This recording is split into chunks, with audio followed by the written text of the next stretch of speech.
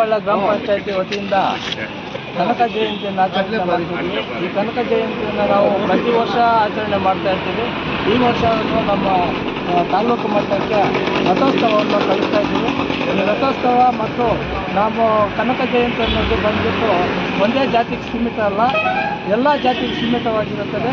ಅದರಿಂದ ನಮ್ಮ ಗ್ರಾಮ ಪಂಚಾಯತ್ ಎಲ್ಲ ಸದಸ್ಯರು ತಾಲೂಕು ಪಂಚಾಯತ್ ಹತ್ರ ಹೋಗಿ ಆಚರಣೆ ಮಾಡ್ತೀವಿ ಅಂತ